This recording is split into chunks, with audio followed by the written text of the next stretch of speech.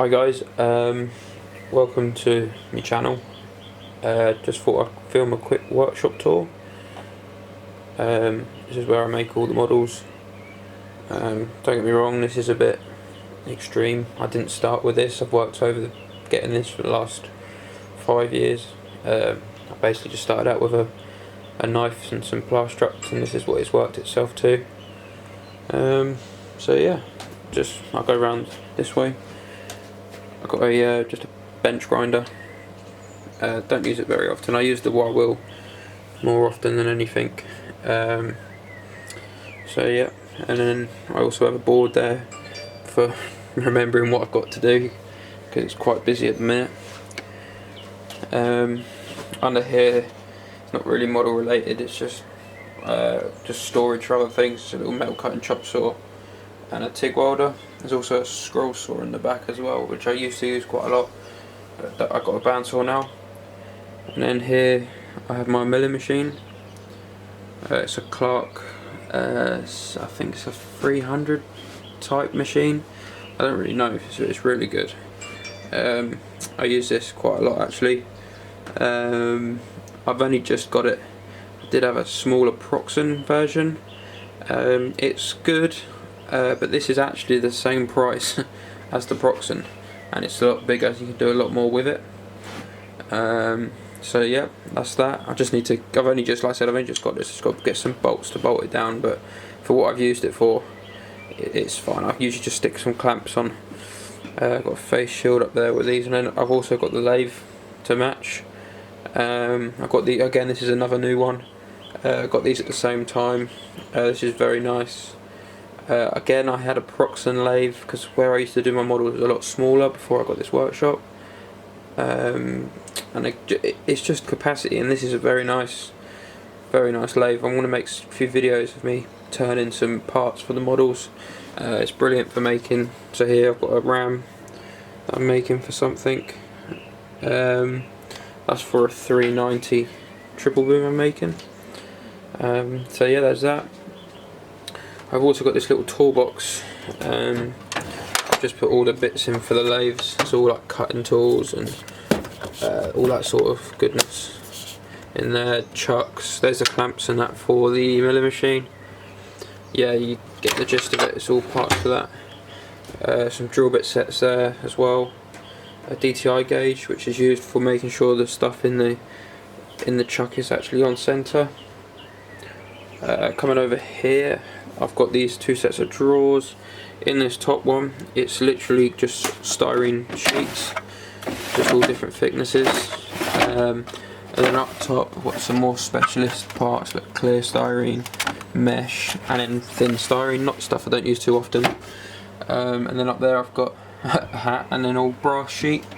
I started to use brass a lot more in my model making. I prefer it. It's a lot stronger. So yeah, that's that. In here, just got all sorts of decals and transfers, and it's just basically model. I always do extras. There's also some more specialist styrene. I didn't realise I was in there, but yeah, you get the gist of it. It's all that sort of stuff. Just tools, parts, offcuts, and I have a few junk drawers. All attachments I've took off models, and again just a few other bits. And then I also have here, the mini well, this is the biggest Proxen chop saw they do. It's the 230, I think it is, KX 230, something like that. I really like this. It's got a tungsten carbide cutting blade in it, cut through anything. As you can see in here, there's bits of brass, there's bits of steel, wood, plastic. It's really good, that is. I would recommend that, even though it's a lot of money, it is worth the money. And up here I've just got a list of all materials that I buy for brass and styrene and all sorts of that sort of stuff. Here I've got the small pillar drill, Proxen. Again, you might think as well, why have I got 3 things that can drill? I started out with this, and I still do like this for really small bits. So that's like a 0.6mm bit in there. So I use this one, and I've also got I took the milling table off the mill, and put it on this pillar drill. So it is really good if you want to make a grid, say for example.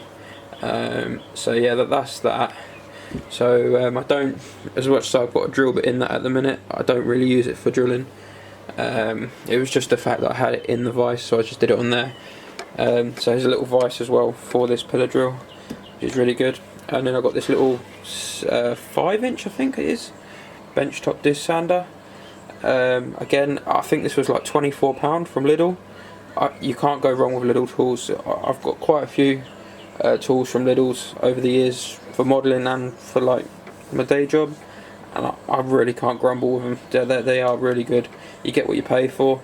And I think the Proxen version of this is like £180 off the top of my head, which is ridiculous really. It's exactly the same.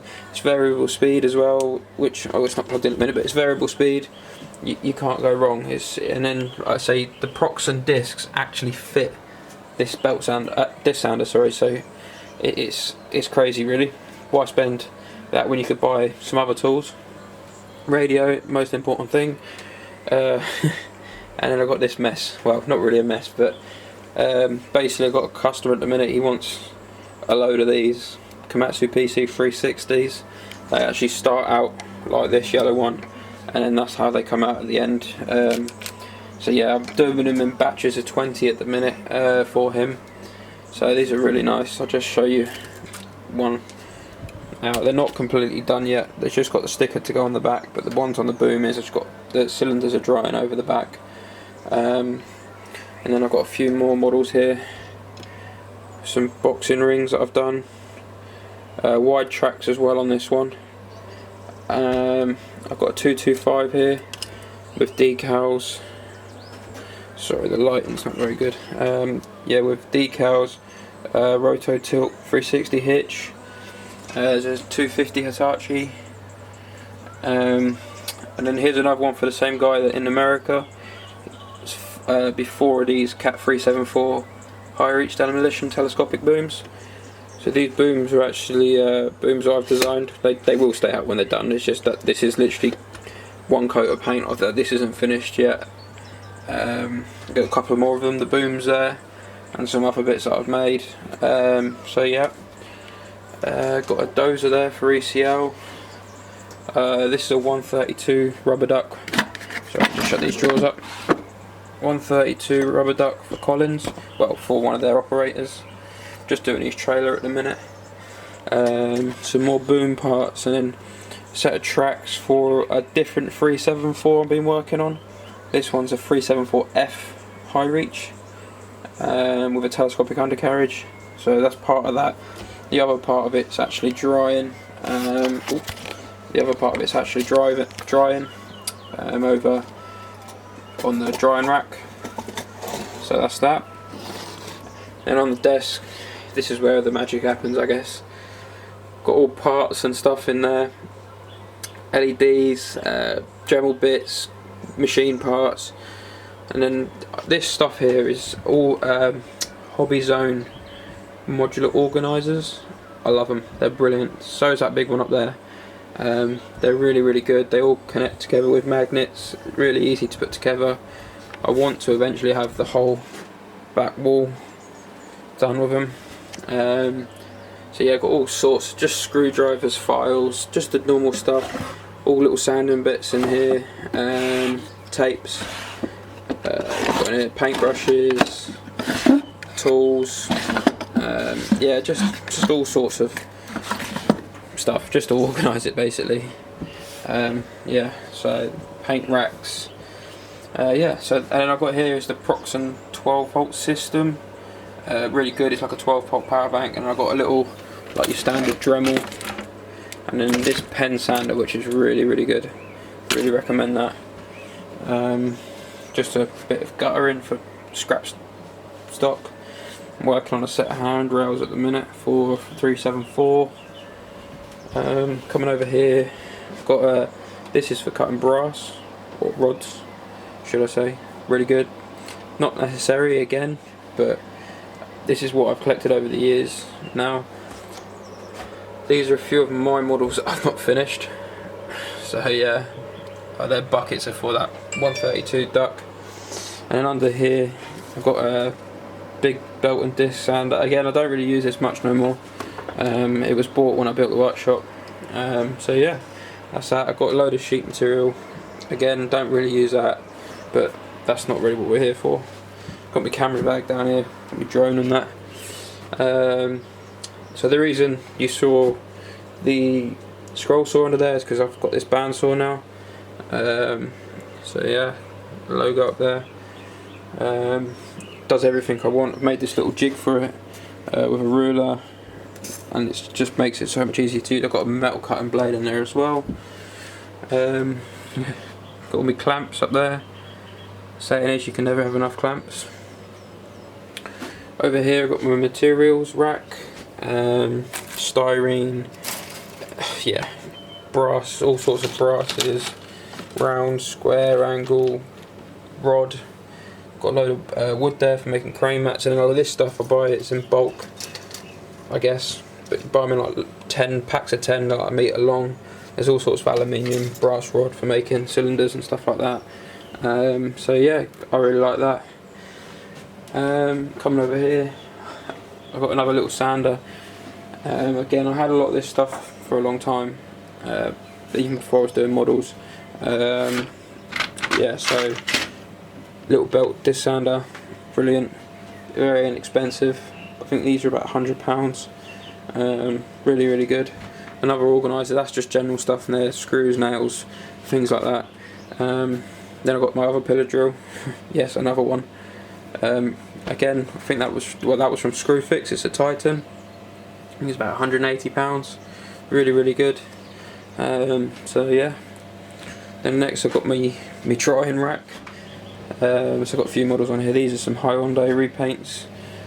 Some more of the black models. Part of that undercarriage over there. Yeah, it's just a closed drying rack. That's all that is. And then coming over here to this back wall, I've got a spray booth with an extraction fan. Just works off this switch up here. That's really well needed, really, if you're doing a lot of painting. And then in here, I'm not finished, I've only just put this on. I've got my compressor in there. You'll see why I have a compressor in a minute. Not only just to blow things down, but I have a sandblasting cabinet here, which is brilliant for stripping models. And all the mess on top is just some parcels I've got to send. Just show you in there. So it's just for getting paint off models, basically, or anything. It's better than what I prefer it to paint stripper, because you don't get no mess from that, and it's nothing to clean really when you're done. I've got a load of paints and that up there. I've also got a load down there, and in this toolbox it's just ordinary tools. I'm not going to go through that, but this big drawer I put models that I've painted in just to get them out of the dust, you know what I mean. So like these little jigs and that, just made out of little bits of wood. They're brilliant for propping models up. There's a Cat 374 I've been working on. This is an F. Obviously it's got the black to go on yet. This is like my painting station. I've got to set up a bit more. I've got another light to go in yet, which is just there. But these are them hobby zone drawers. You just got to build them. You have to build them. That's the only thing. So yeah, that's that. I'll just quickly show you over here. I've got in these drawers. I keep all my other parts and stuff in here. I've got tapes, model parts. These are for the Komatsus. These are all I like to organise them in pairs. So like model 1 and 2, and like that basically, so you don't get confused and lose parts. These are the 374s that are being done. There's another black model. There's a 390 triple boom in there, and a Cat 336 next gen high reach demolition. And in here is just like all parts and stuff, undercarriages, booms, yeah, all sorts of stuff in there. So yeah, that's it basically. And then I'll just quickly show you that. Yeah, that's all Komatsu PC 360s in them boxes. There's 24 of them there. But yeah, so that's about it really. This is my workshop where all the models are made. I pretty much do everything here. The only thing I've got up in a different room is I have 3 3D printers set up, but obviously they can't be in here because of it's a shed at the end of the day, and the weather, it has to be like no moisture for a 3D printer to work. Well, get successful prints anyway. So like these are 3D printed booms. So I have them set up in the other room, and I also have my sticker machine set up in that room as well, because like I have a vinyl cutter, so it's so I can do all like these blue parts. This isn't actually painted, these are stickers. So yeah, that's basically that. So yeah, everything gets done in here, like I say. Everything's done by me pretty much. The only thing that isn't done by me is I can't do some decals because I haven't bought a white toner printer yet, but that is something I'm looking into in the future. So yeah, I'm glad you like it. Again, it's not really to brag. Quite a few people have asked to see. It's what I've built up over the years. I've invested a lot of money in models, and then when you do invest a lot of money and you get a good reputation, you seek the rewards of having a good customer base. So yeah, thanks for watching, and I'll see you on the next video.